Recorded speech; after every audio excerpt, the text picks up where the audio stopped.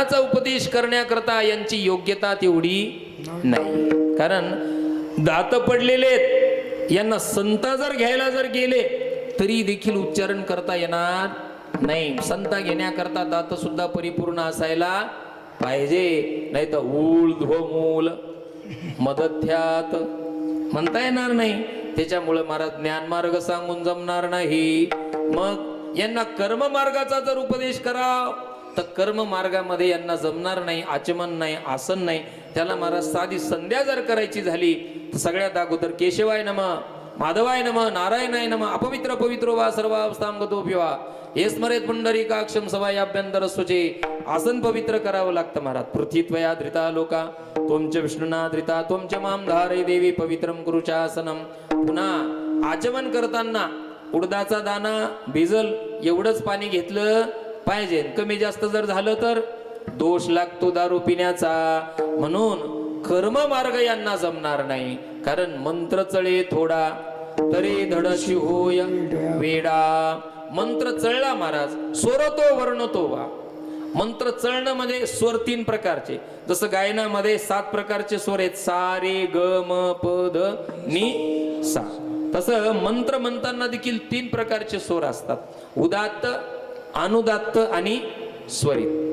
एक मग फक्त तुम्हाला म्हणून दाखवतो, मला काय ते स्वर येत नाही, फक्त तुम्हाला कळावं म्हणून सांगतो महाराज.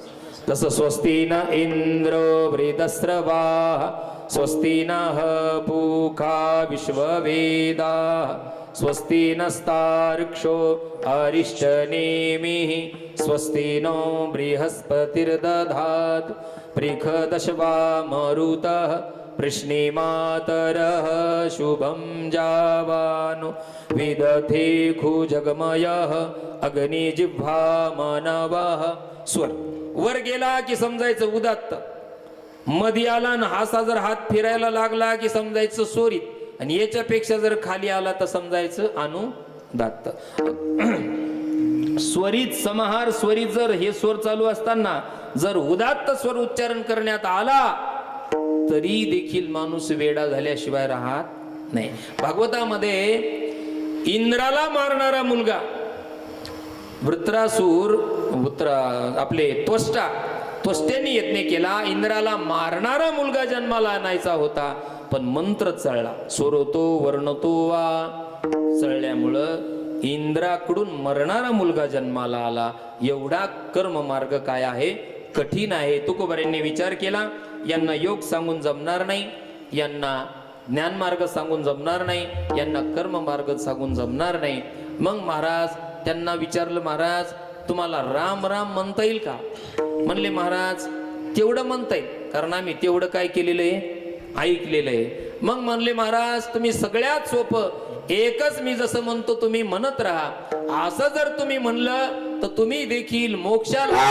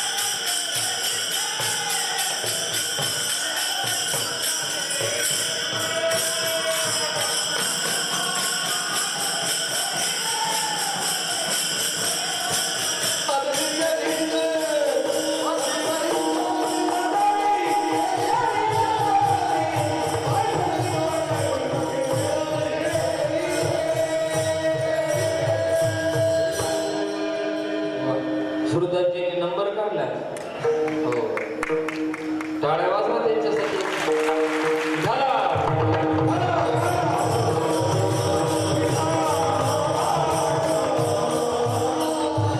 राम म्हणता रामाची होईजे, पदे बैसोन पदवी घेईजे. राम म्हटल्याच्या नंतर तुम्ही राम झाल्याशिवाय राहणार नाही. राम म्हणता रामाची होईजे. ते श्रोते लय हुशार होते महाराज. आपल्यासारखे ऐकल्याच्या नंतर लगेच निघून जात नव्हते. त्यांनी तुकोबऱ्यांना सांगितलं, महाराज तुम्ही म्हणता राम झाल्याच्या नंतर राम होता येतं, कसं काय? तुम्ही बोलताना बोलता, पण आमच्या संबंधाने एक प्रश्न आहे. कोणता प्रश्न आहे महाराज? ऐका. भगवान शंकर किती दिवस झाले भजन करतेत म्हणले, राम झाले का ते? नाही. आमचे हनुमानजी, शबरी माता, विभीषण, किती लोक, वाल्ह्या, यांनी सगळ्यांनी भजन केलं महाराज. हे कुठं राम झाले? राम झाले नाही ना ते. पण महाराज तुकोबऱ्यांनी त्यांना सांगितलं की यांनी कोणतं कोणतं भजन केलं महाराज? प्रत्येकाने भजन केलं.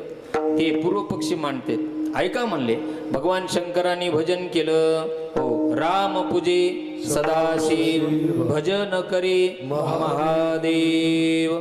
आमचे महादेवानी भजन केलं. पण महाराज भजन करताना कोणत्या नावाचं भजन केलं? फक्त 2च अक्षर घेतले.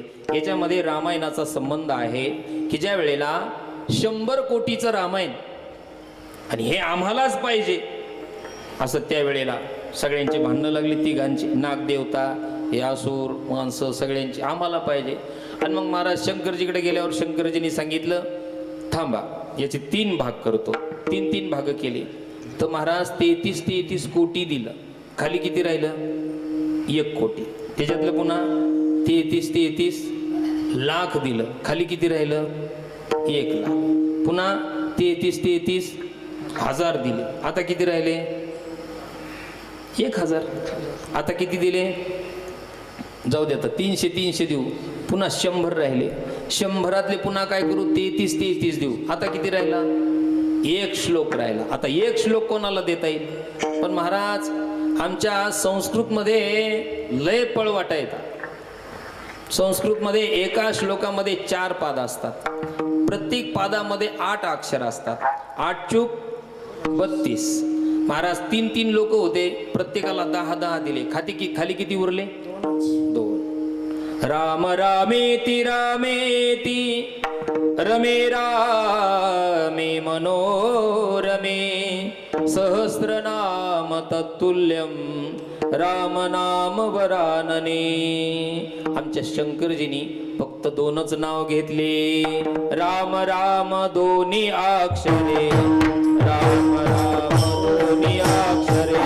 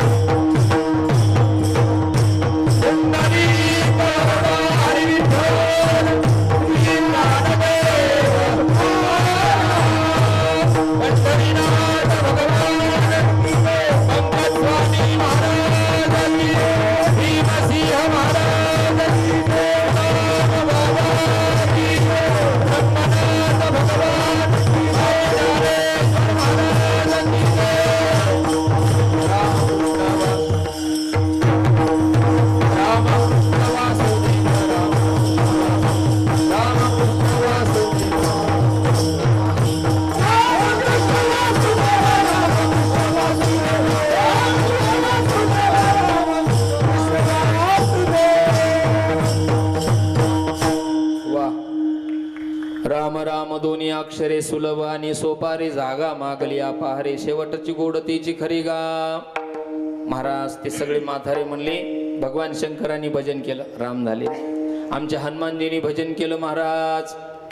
हो रघुनंदन राघव राम हरे सिया राम हरे सिया राम हरे. हनुमानजींनी भजन केलं, हनुमानजी राम झाले नाही. शबरीने भजन केलं. श्रीराम जय राम जय जय राम श्रीराम जय राम जय जय राम. शबरीने भजन केलं, राम झाली नाही म्हणले महाराज. हो बिभीषणाने भजन केलं. हरे रामा हरे रामा रामा रामा हरे हरे हरे रामा हरे रामा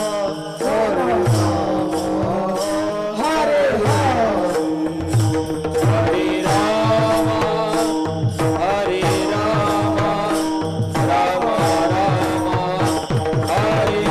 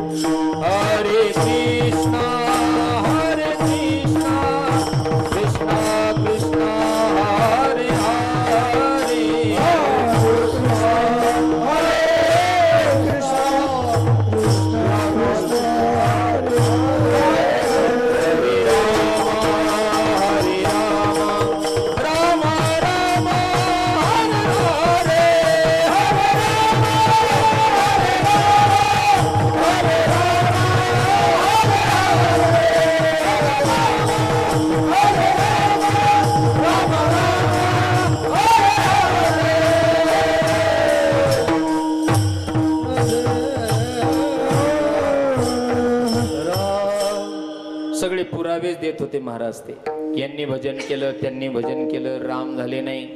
तुम्ही आम्हाला सांगता की राम म्हणाल तुम्ही राम होसाल. तुकोबाराय म्हणले थांबा, तुमचं जे पुरावे द्यायला लागले तुम्ही वर ऐकलेले पुरावे आहेत म्हणले महाराज. चला म्हणले रामायणामध्ये ज्या वेळेला कौसल्या माता गरोदर होत्या त्यावेळेला कौसल्या मातेचे उद्गार आहेत. सदा समाधिस्थ राम रूप झाली कौसल्या माऊली नामा म्हणे. ध्यानी ध्याता पंढरीनाथा बर का.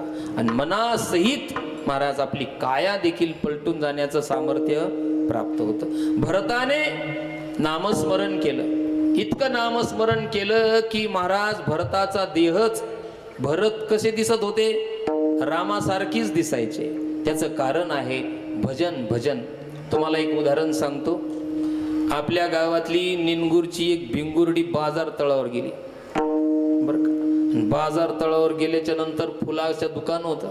त्या फुलामध्ये एक आळी आलेली होती शेतातून. महाराज ही भिंगुर्डी फिरत गेली, त्या आळीला पाहिलं. जसं आळीला पाहिल्याच्या नंतर त्या आळीला उचललं आणि आपल्या घरात आणून ठेवलं. आपल्या घरात आणून ठेवल्याच्या नंतर हरिपाठावून गेल्याच्या नंतर दणका द्यायची, दुपारचं हाणून गेल्याच्या नंतर दणका द्यायची, काकड्याहून गेल्यावर दणका. तिचा नियमच महाराज. तिचा एकच, आल्या गेल्याच्या नंतर त्या आळीला दणके असायचे. महाराज त्या आळीने इतका ध्यास घेतला, इतका ध्यास घेतला की आता मला ती भिंगुरटी येईल, आता मला चावा घेईल, मला लय वेदना होतील, लय वेदना होतील. महाराज पाहता पाहता ती आळी काय झाली, भिंगुरटी झाली.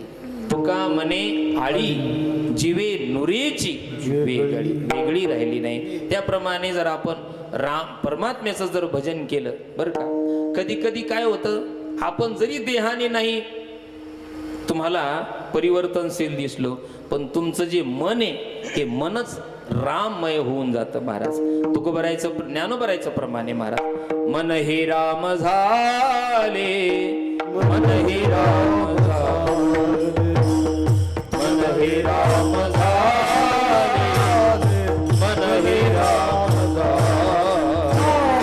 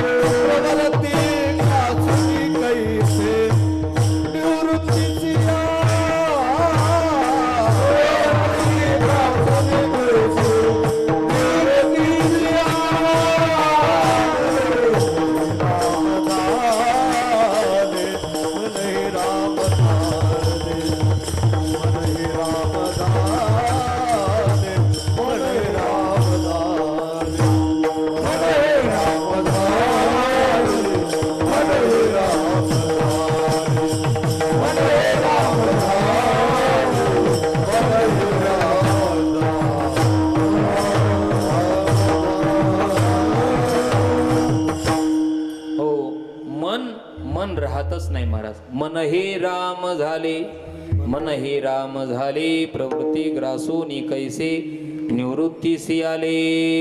जस गोविंद गोविंद मना लागलिया छंद, मग गोविंद ते काया भेद नाही देवातया. म्हणून महाराज राम म्हणता रामची होईजे. तुम्ही जर राम म्हटलं तर तुम्ही राम झाल्याशिवाय राहणार नाहीत. म्हणून महाराज कसं आहे, संत आणि देव आपलं पद देतात महाराज, दुसरं कोणी पद देत नाही. राम म्हणता रामाची होईजे, आणि पदी बैसोन पदवी घेईजे.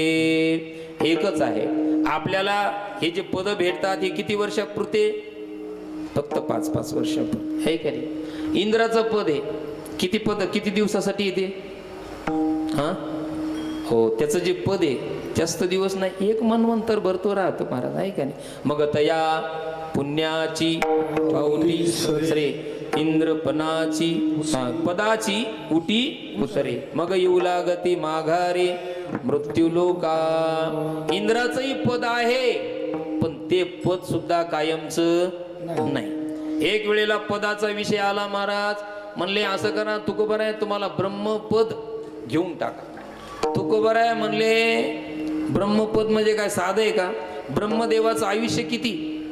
ब्रह्मदेवाचं एका दिवसाचं आयुष्य किती? एका दिवसाचं आयुष्य गीतेमध्ये भगवान सांगतात की सहस्त्र युग पर्यंत महर्यत ब्रह्मनो विदुः. सध्या ब्रह्मदेवाला 50 वर्ष होऊन गेले, 51 वर्ष चालू आहे. 51 वर्षामधलं ब्रह्मदेवाचा माध्यान्ह काळ आलेला आहे.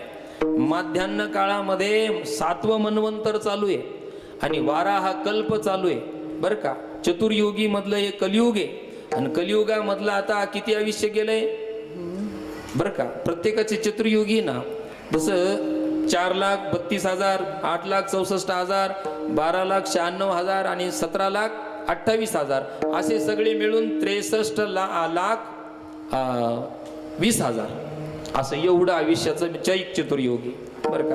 आणि त्याच्यामध्ये सुद्धा आता चालू आहे कलियुग. कलियुगाला आता किती वर्ष झाले? 5,127 वर्ष आता कलियुग होऊन गेलेलं आहे बरं का. आता बाकी किती येतं, 4,26,873 एवढं वर्ष जाणार, त्यावेळेला कलियुग संप. एवढा मोठा ब्रह्मदेव, आणि एवढ्या मोठ्या ब्रह्मदेवाचं पद कोणाला भेटत होतं, तुकोबरायांना. तरी तुकोबरायांनी ते पद घेतलं नाही. ब्रह्मादिक पदे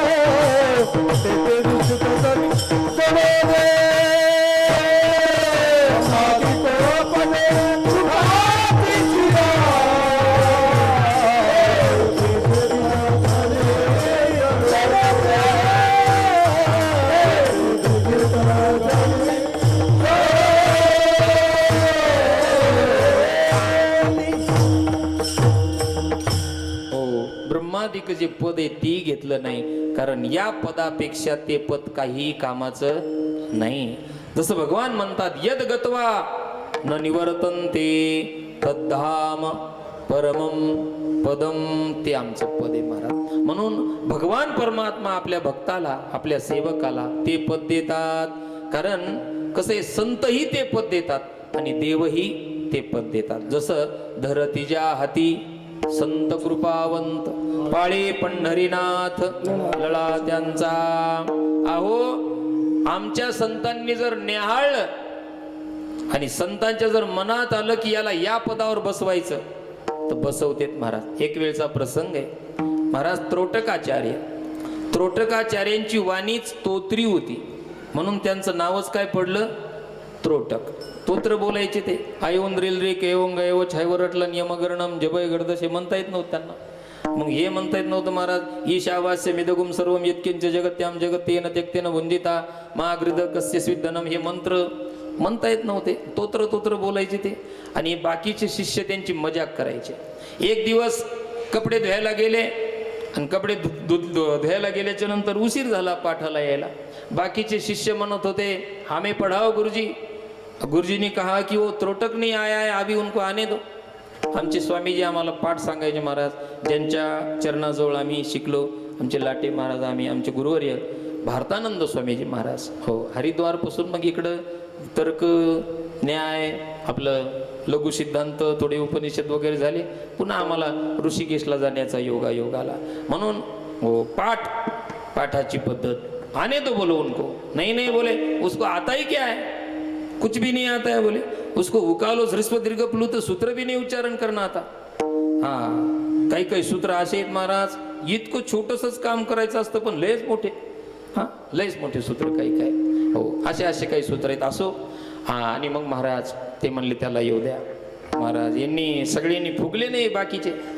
शंकराचार्यांनी ठरवलं की यांचा अहंकार घालवला पाहिजे. जसा तिकून त्रोटक यायला लागला, त्रोटकावर महाराज दृष्टी टाकली. दृष्टी टाकल्याच्या नंतर महाराज आपल्या अंतकरणामधलं ज्ञान हो शिष्याच्या हृदयामध्ये घालून टाकलं. हे हृदयचे ते हृदय घातले, कृपा कटाक्ष न्याहाळिले.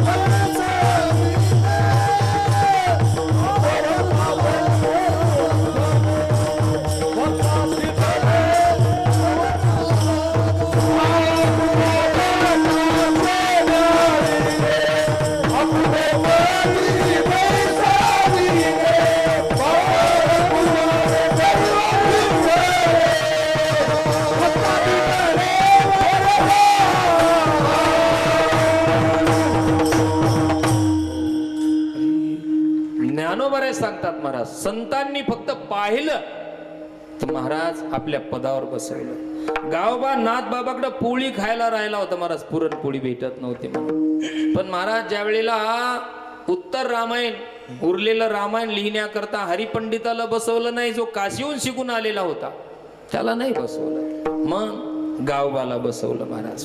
संतांची दृष्टी असते. संतांनी एकदा का हातामध्ये धरलं की महाराज आपलं पद देऊन टाकतात. आपुलीची पद देसी दासा, आपुल्या सारखे करती तात्काळ, नाही काळ वेळ तया लागी. म्हणून देवाचं आपण नाव घ्या किंवा संतांचं नाव घ्या, आपल्याला ते पद ते दिल्याशिवाय राहत नाहीत.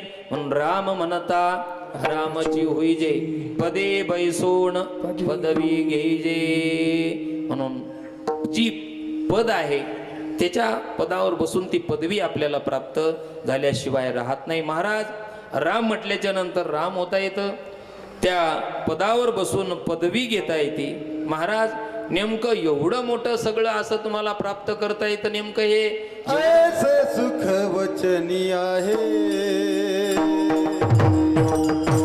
ऐसे सुख वचनी आहे, ऐसे सुख वचनी आहे,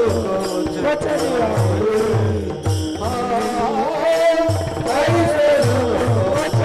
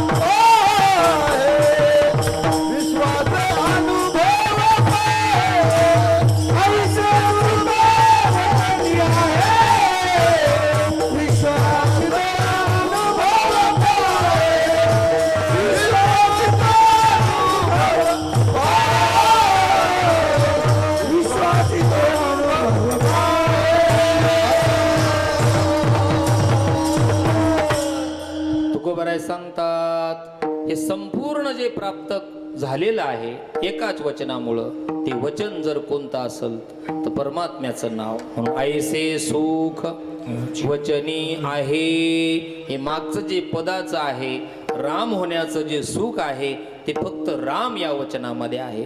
वचन म्हणजे बोलणे, वचन ऐका कमळावती. वचन वचन महत्वाचं आहे. लोक जुन्या काळात म्हणायचे महाराज त्यांनी आम्हाला काय दिलेलं आहे, वचन दिलेले. जुन्या काळात लोक पाळण्यालाच महाराज बासिंग बांधायचे की लगे पुढे लग्न व्हायचे. लोक वचनाला बदलत नव्हते. पण आता वचना फिरती अधमजन, तैसा नो हे नारायण. आता वचनाला महाराज फिरतो. आता काही काही लोक पत्रिका बी छापत नाहीत, कारण कधी कोण बदलल आणि कधी कोण काढी टाकल सांगता येत नाही. कुणीकडे गेले आणि कुणीकडे लावून आणलं मेळच लागत नाही. लग्नाचं सांगतोय वचन.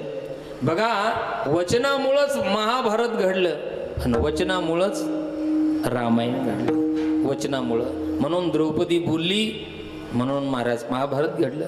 आणि लक्ष्मण सारख्या महापुरुषाला, एका संताला जानकी बोलली म्हणून रामायण घडलं. म्हणून शब्द सगळ्यात महत्वाचे आहेत. जपून वापरणं गरजेचं असतं, आहे का नाही? म्हणून कसं बोललं पाहिजे माऊलींनी सुद्धा सांगितलंय. कारण शस्त्राचे घाव कालांतराने बुजतात, पण शब्दाचे घाव पिढ्यानं पिढ्या ताजेच राहतात महाराज, ताजे. म्हणून शब्द लय हो, शब्द हे शस्त्र आहे, जपून वापरावं लागतं. माऊली म्हणतात, बोलण्याचे प्रकार माऊलींनी सांगितले महाराज. साज आणि मवाळ मितले आणि रसाळ, शब्द जैसे कल्लोळ अमृताचे. म्हणून आटू वेगू विंदानू आशा शंका प्रतारुण 12 अवगुण सांगितलेले आहेत महाराज. हे सगळे अवगुण गाळायचे आणि चांगलं बोलायचं. ऐसे सुख वचनी आहे. तुकोबराय म्हणतात, विश्वासे अनुभव पाहे. विश्वास ठेवा बर का. आणि विश्वास ठेवून सगळ्यात महत्वाचं आहे अनुभव. विश्वास, कोणत्याही गोष्टीवर विश्वास ठेवला पाहिजे. विश्वासाशिवाय ते तत्व हातात येत नाही महाराज. एकलव्याने विश्वास ठेवला कोणावर? मातीच्या पुतळ्यावर, आहे का नाही महाराज? मातीच्या पुतळ्यावर विश्वास ठेवला आणि विद्या प्राप्त केली.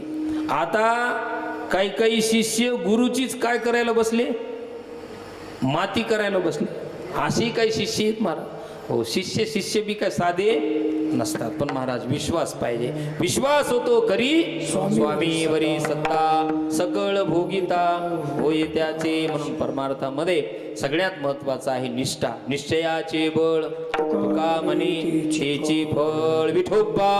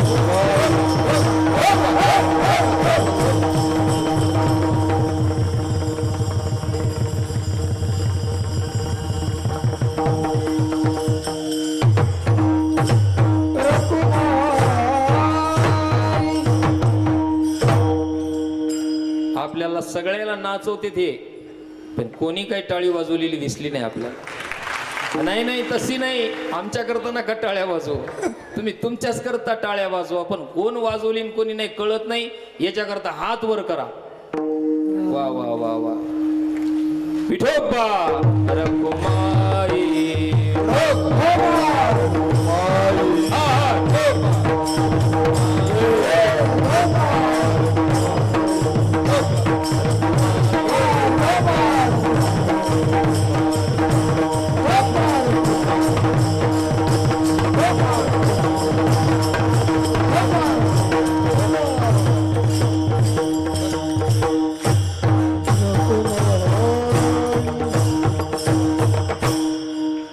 ऐसे सुख वचनी आहे. विश्वासे अनुभव पाहे. वर हात करण्याचे लय मोठे फायदे आहेत. कोणी जर शेजारचा झोपलेला असेल तर तेही कळतो जाण्याचा टायमिंग झाला बाबा.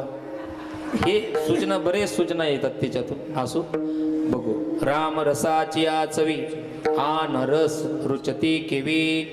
भगवान परमात्म्याच्या नामासारखा रस दुसऱ्या कशातही नाही महाराज. जिव्हे गोड तीन अक्षराचा रस अमृत जयास पिके पुढे. काही काहीला भोजनातले रसही कळत नाहीत महाराज. मुंबई सारख्या पुण्यासारख्या ठिकाणी जर गेलं तर काही सगळेच पदार्थ वाढतात, पण एक पाणी असं असतं विशेष की ते पदार्थाचा स्वाद घेण्याकरता फक्त त्याच्यात हात धुवायचा असतो. काही बहादर त्यालाच पिऊन टाकतात अगोदर. असं पण आहे महाराज. जसं मधुर आम्ल लवण कटू कषाय तिक्त भेदात जे रसाचे 6 प्रकार सांगितलेले आहेत, पण काहीला मेळ लागत नाही. त्यातल्या त्यात महाराज उपवासी जर माणूस असला ना तर त्याला तर विशेष नाही महाराज. एक उदाहरण सांगतो तुम्हाला. जुना काळ होता, मुलाचं लग्न होत नव्हतं महाराज, त्याला पुण्याला पाठवलं. पुण्याला पाठवल्यामुळं त्याचं झालं लग्न. लग्न झाल्याच्या नंतर महाराज काय पाहता, वा विशेष नाही, बोलणं चालणं बदललं, सगळ्या गोष्टी बदलल्या. पण पुण्याला काही जास्त दिवस ठेवले नाही, ते गावाकडेच आणले. पुन्हा वर्षभरात गावाकडे आले. आणि मग महाराज सुनबाईला माहेराला जायचं होतं. बस माहेराला निघून गेली. आणि माहेराला निघून गेल्याच्या नंतर याच्या पश्चात गेली, जावईबाच्या पश्चात. जावईबानी विचारलं घरी आल्यावर, काय विचारतेत बरं, ती कुठं गेली? महाराज त्या मुलाची आई लई हुशार होती. बंद करा राव ते, आता उडून जाईल आम्ही. 2 मिनिटं, 10 मिनिटात आवरणार आपलं. ते माईक मध्ये त्याची हवा येते. विठाला विठाला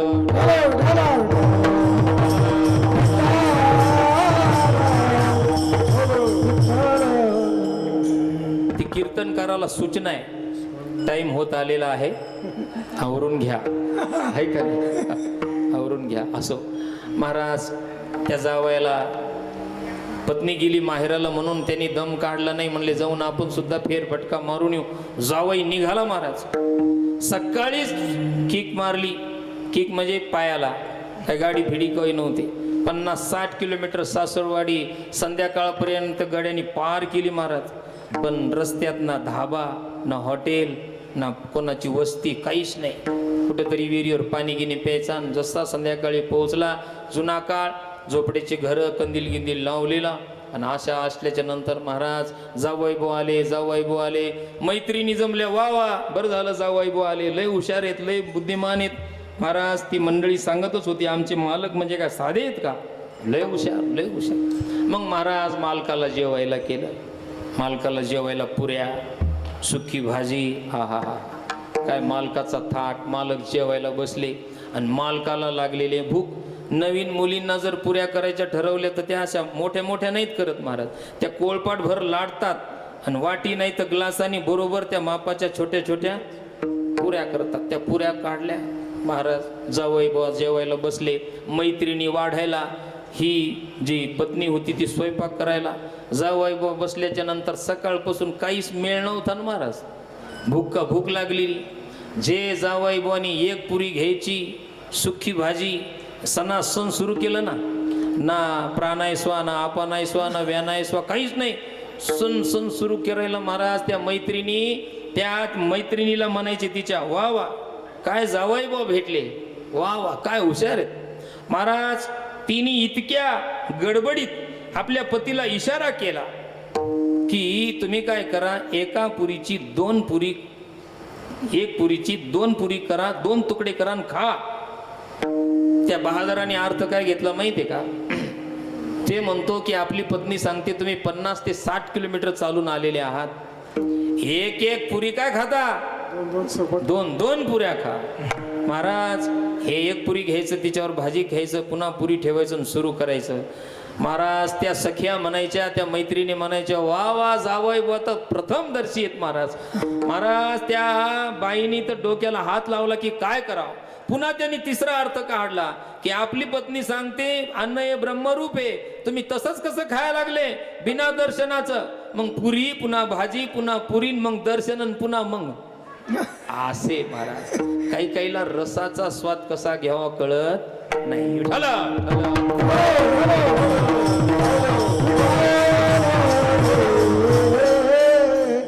ज्यांना परमात्म्याच्या नामाचा महाराज गोडी लागलेली आहे त्यांना अन्नामध्ये किंवा इतर पदार्थामध्ये ते रममान होत नाहीत. कारण तुकोबराय म्हणतात मला ही गोडी लागली. सगळे साधक मंडळी 60-65 वय वर्षाची होती. खाऊ तुकोबराय तुम्ही आम्हाला सांगता का, तुम्ही त्याचा अनुभव घेतला का? कोणी सांगे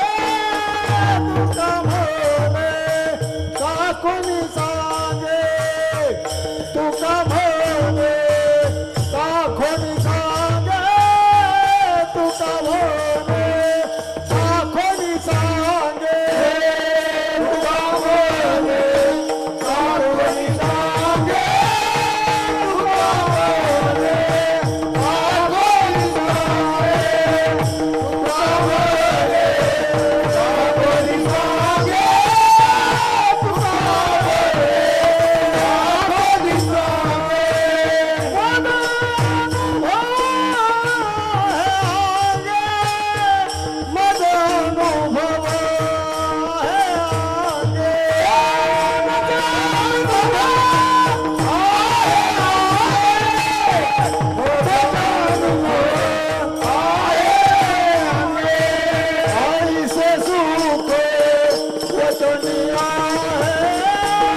ऐसे सुख वतनी आहे ऐसे सुख वतनी आहे ऐसे सुख वतनी आहे ऐसे सुख वतनी आहे ऐसे सुख वतनी आहे ऐसे सुख वतनी आहे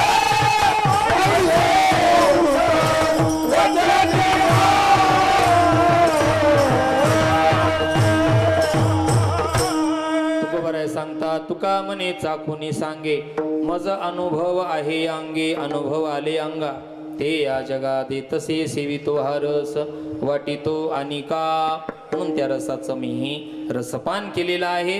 ब्रह्मरस घी काढा जेने पिडा वारेल म्हणून ब्रह्मरसाचं भोजन परमात्म्याच्या नामाचं भोजन मीही केलेलं आहे. तुम्ही ते करा, तुम्ही देखील मुक्त झाल्याशिवाय राहणार नाहीत असा साधकांना तुकोबऱ्यांनी या अभंगामध्ये नामाचं महत्त्व सांगितलं, नामाची ख्याती सांगितली आणि याचं रसपान केल्याच्या नंतर माणूस मुक्त होतो. मीही अनुभव घेतला असं तुकोबऱ्यांनी सर्व साधकांना सांगितलेलं आहे. या ठिकाणी मला बाबांच्या माध्यमातून प्रथम दिवसाची सेवा स्वामींच्या दरबारामध्ये मिळालेली आहे. स्वतःला भाग्यवान समजतो की आज स्वामींची सेवा करण्याचं भाग्य मला लाभलेलं आहे. संतांची सेवा येन केन प्रकारे माणसाच्या जीवनामध्ये घडावी त्याप्रमाणे या ठिकाणी सेवेचा योग आलेला आहे. संपूर्ण महाराज मंडळी उपस्थित आहेत. आमचे भरत बाप्पा आहेत, संपूर्ण काळे परिवार आहे, वाघमारी परिवार आहे, आमटे परिवार आहे, लहाने अनेक परिवार आहेत. या ठिकाणी उपस्थित ग्रामस्थ मंडळी देखील आहेत. परिसरातून आलेले सर्व माता भगिनी पुरुष वर्ग संपूर्ण मंडळी आहे. पुनश्च एकदा सगळ्यांना अभिवादन आणि अत्यंत साधू आणि सरळ स्वभावाचे असणारे परमपूज्य परमादरणीय आपले लक्ष्मण बाबा आणि एवढं मोठं कार्य आत्ताच नुकताच कारखिल्ला मला वाटतं फार मोठा नारळी सप्ताह जो सुदाम बाबांनी चालू केलेला आहे, प्रारंभ केलेला आहे पंकट स्वामींच्या नावाने सुंदर तोही सप्ताह मोठा झाला. ही पुण्यतिथीचा काही सोहळा लहान नाही महाराज आणि नियोजन करणं काही सोपं नसतं. चटया टाकण्यापासून कणिक आणण्यापासून चोपदार कुठं टाळकरी कुठं एकायचं काही एक घराणं नसतं. सगळ्यांना सांभाळणं, सगळ्यांना तोंड देणं, आलेल्या पंक्तीवाल्यांना बोलणं, प्रत्येकाला दोन शब्द बोलावेच लागतात. एवढं सोपं नाही. जावे त्याच्या वंशा तेव्हा कळेल. म्हणून एवढ्याही परिस्थितीला सगळ्यांना सामोरं जाऊन अत्यंत शांत आणि संयमी शांत म्हणजे शांत मूर्ती असणारे बाबांचा प्रेमी स्वभाव आहे, स्नेही स्वभाव आहे, सगळ्यांना सांभाळून घेण्याचा स्वभाव आहे. असा स्वभाव असल्याशिवाय एवढं कार्य घडत नाही. हेच महत्त्वाचं आहे. म्हणून बाबा मोठं उदार अंतकरण प्रत्येकाच्याच संबंधाने आहे. आणि या ठिकाणी बाबाजी आमच्यासारख्यांच्या कीर्तनामध्ये देखील उपस्थित आहेत. बाबाजी 2 तासापासून या ठिकाणी बसलेले आहेत. बाबाजींना पुनश्च एकदा अभिवादन करतो, महाराजांनाही दंडवत करतो. संपूर्ण गुणीजन मंडळी असतील, साधक वर्ग असेल, महाराज मंडळी आहे, पुनश्च एकदा अभिवादन झालेली सेवा स्वामींच्या चरणावरती समर्पित करतो. आणि ज्यांच्या मुखारविंदामधून तुम्ही रामायण कथा श्रवण करत आहात, आमचे परमस्नेही परमपूज्य परमादरणीय गुरुवर्य संजयजी बाबा पासपोर बाबांचा स्नेह आमच्यावर पूर्वीपासूनच आहे. आणि या ठिकाणी बाबांची कथा आहे. बाबांना देखील नमस्कार करतो. झालेली सेवा स्वामींच्या चरणावर समर्पित, ब्रह्मनाथाच्या चरणावर समर्पित करतो. पांडुरंगाच्या, माऊलीच्या, तुकोबरायांच्या, भीमशे बाबांच्या, निगमानंद बाबांच्या आदी करून सर्व गुणीजनांच्या गुरुजनांच्या चरणावरती समर्पित करून वाणीला याच ठिकाणी पूर्ण विराम देतो. ज्ञानेश्वर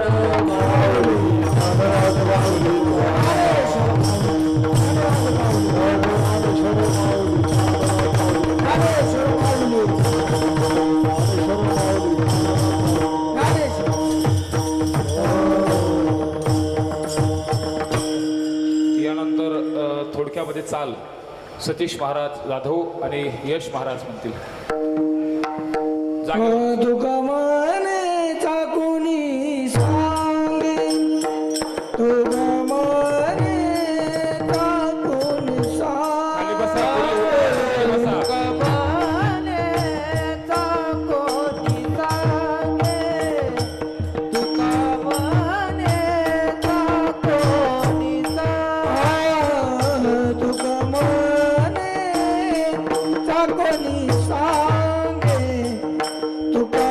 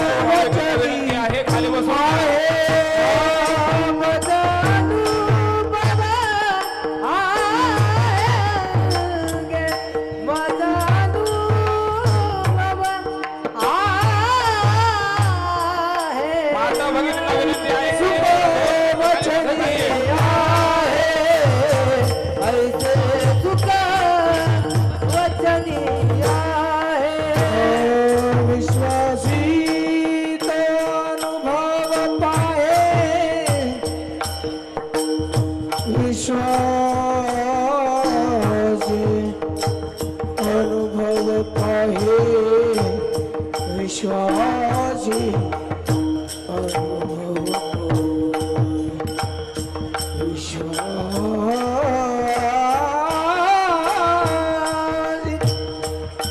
विश्वासी अनुभव पाए ऐसे सुख वचनी आए ऐसे सुख वचनी आए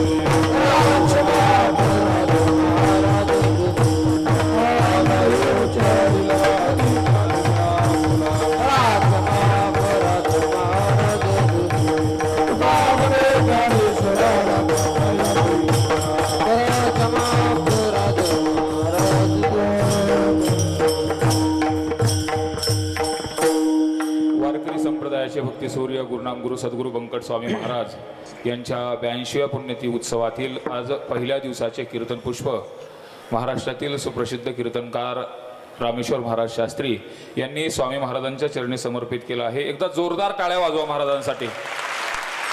कीर्तनाचा अंग होय अंग हरिरूप या अभंगाप्रमाणे सुंदर असं गोड असं चिंतन महाराजांनी स्वामी महाराजांच्या चरणी समर्पित केलं. संस्थांच्या वतीनं, गावकरी मंडळीच्या वतीनं आणि बंकट स्वामी भक्त परिवाराच्या वतीनं महाराजांचं ऋण व्यक्त करण्यात येत आहे. आज ज्या पद्धतीने सुंदर असं गोड असं कीर्तन झालं, उद्या देखील सुंदर असं कीर्तन होणार आहे. महाराष्ट्रातील सुप्रसिद्ध कीर्तनकार बाळू महाराज गिरगावकर यांचं उद्याचं संध्याकाळचं कीर्तन आहे. त्याचबरोबर पत्रिकेच्या नियमाप्रमाणे उद्याचे सर्व कार्यक्रम होतील. बरोबर 2 वाजता, दुपारी 2 वाजता महाराष्ट्रातील सुप्रसिद्ध रामायणाचार्य परमपूज्य आदरणीय गुरु रामायणाचार्य संजयजी महाराज पाचपूर यांची रामकथा बरोबर 2 ते 5 या वेळेमध्ये होणार आहे. त्याचा देखील सर्व भाविकांनी लाभ घ्यायचा आहे. आजचे जे अन्नदाते होते, सकाळचे अन्नदाता श्री मुरलीधर एकनाथ बोंडगे निनगूर, श्री नांदुरकर गुरुजी, राजाराम दत्तोबा कांबळे, गावकरी मंडळी सावंतवाडी, बाळापूर, आंबेलवडगाव, कुंभारी, जैतरवाडी. सायंकाळचे अन्नदाते श्री डी व्ही शिंदेसर निनगूर, श्री बी के शिंदेसर निनगूर, समस्त गावकरी मंडळी चांदणी, चांदेगाव, पालसिंगण आणि खोमनेवाडी.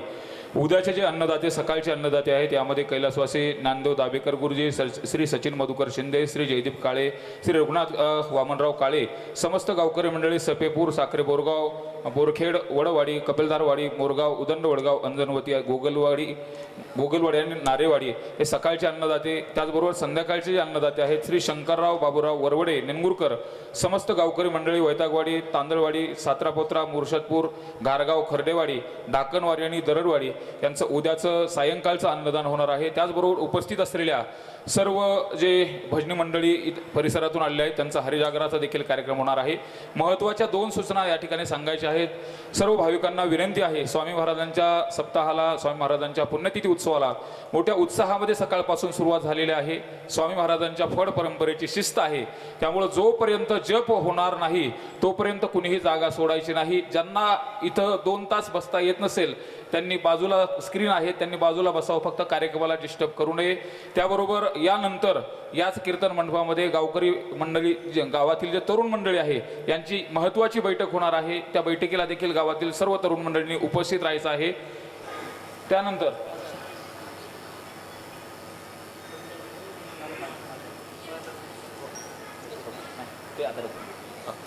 मीटिंग होणार आहे, त्या मीटिंगला देखील तरुण मंडळी उपस्थित राहायचं आहे. त्याचबरोबर उद्या दिवसभर जे सर्व कार्यक्रम होणार आहेत त्या कार्यक्रमाचा देखील सर्व भाविक भक्तांनी लाभ घ्यावा. यानंतर जप होईल. जय स्वामी महाराज, जय स्वामी महाराज, व्यंकट स्वामी गुरु विष्णू योग महाराज. स्वामी महाराज, जय स्वामी महाराज, व्यंकट स्वामी गुरु विष्णू योग महाराज. जय स्वामी महाराज, जय स्वामी महाराज, व्यंकट स्वामी गुरु विष्णू योग महाराज.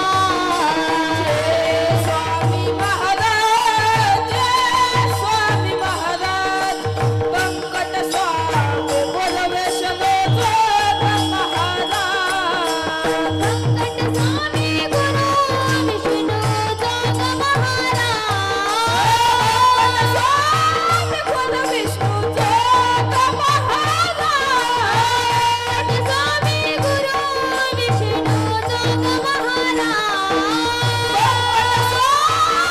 गुरु विष्णू योग महाराज.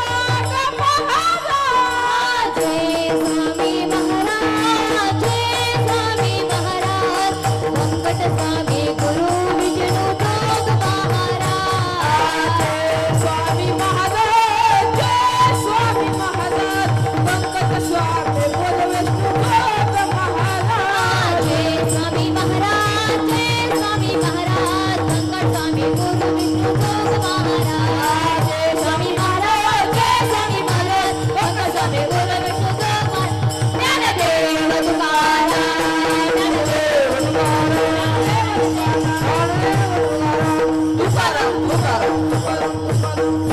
कुंडलीवाला विठ्ठल श्री ज्ञानदेव तुकाराम, पंढरीनाथ भगवान की जय, माऊली ज्ञानेश्वर महाराज की जय, जगद्गुरु तुकाराम महाराज की जय, श्री गुरु व्यंकट स्वामी महाराज की जय, सब संतन की जय.